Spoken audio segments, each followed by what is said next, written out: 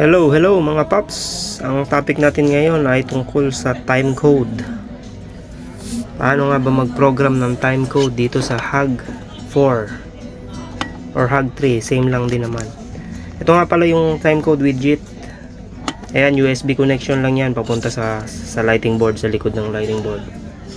Tapos ito naman DMX XLR lang yan. XLR galing sa soundboard.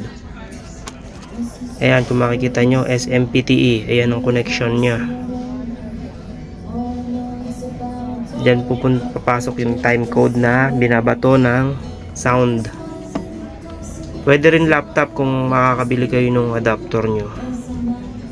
Meron naman ng mga nabibili na adapter na USB to XLR para makapagbato ng time code kung magpe-play kayo sa laptop nyo. Ito, simulan na natin ng pag-record o pag-save ng time code sa cue list na ginawa nyo. So syempre, choose nyo yung cue list or yung fader kung nasan yung cue list na gagawin nyo o lalagyan nyo ng time code. For example, ayan, yung entrance light ko. Kunyari, gusto kong timeran yan, mga pagpapalit-palit niya ng kulay na yan. Syempre, pupunta muna tayo sa option. Ayan, sa left top corner ng screen. Click nyo lang yan. Tapos, cue list sa ibabaw. May 5 or 6 na options yan sa left side. Yung cue list ang pinutin nyo. Magpapop up tong screen na to. Tapos sa bandang kanan, sa bottom right ng screen, nandyan yung time code source. Yan yung down arrow. Kailangan usually naka-default sa none yan. Pero tong board na to, dahil gamit na namin sa show to, kaya naka-preset na siya.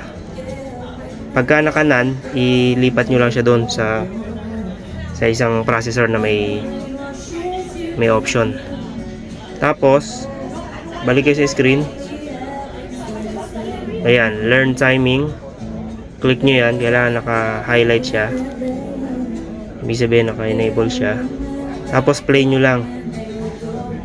Siyempre kailangan meron kayong source ng time code, which is from SoundGuy or sa inyo kung may laptop nga kayo at doon nyo i-play yung playback nyo. Pero tignan nyo muna pala yung time code toolbar. Kailangan makita nyo yan, yung view. Ayan. Kasi tapos i-disable nyo ulit ang time code. Kailangan yung learn timing lang ang naka-highlight.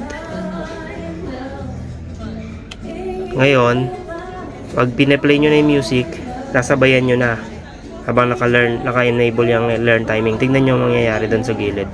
Nagkakaroon siya ng seconds or kung ilang seconds nyo pine-play. Walang nabato sa time code ngayon kasi wala akong pine-play na music track na may time code. Pero kung meron yan, automatic time code na papasok dyan, hindi na seconds or hindi na ganyan, hindi na time ng kung ilang segundo. Kung ano yung time code na nare-receive niya, yun ang papasok dyan sa wait column na yan. Pwede mo rin i-input ng manually. Yan, double click nyo lang dyan sa may column na yan sa tabi ng queue. Nyari yan sa Q5. Yan, dinoble click ko, tapos click nyo yung time code na yan sa ilalim. Yan, kung nasan yung cursor.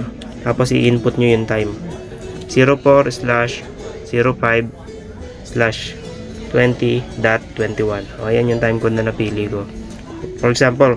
Pero kailangan yan, malalaman nyo yung time code dun galing sa music, kung ano yung time code markings nya, yung tinatawag, kung saan siya nag-i-start at kung kailan papasok. Kung halimbawa ang transition niya, kung from verse ng kanta tapos to chorus ng kanta, kung ganun yung mga cue na ginagawa nyo. Ayan, tapos i-edit nyo na rin yung iba, mapapalitan na rin siya ng time code, hindi na yung seconds kanina. Ngayon, kung napansin nyo, isa lang yung in-input ko dun sa taas, sa Q2. Pero yung following mga cues, naging time code na rin kasi Sinundan niya lang kung ilang seconds yung nag-register kanina nung nire-record ko.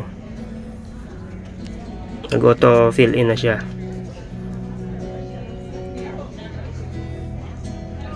Ayan, tapos pwede nyo testingin, enable nyo ulit yung timecode. Makikita nyo dapat dyan na nagra-run na yung timecode pagka play ng music tracks na may timecode. Ayun, so sana nakatulong ang video na ito sa pagpo-program nyo ng ilaw na may timecode.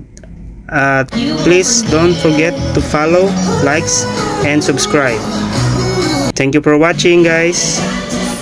Sa susunod ulit. Bye!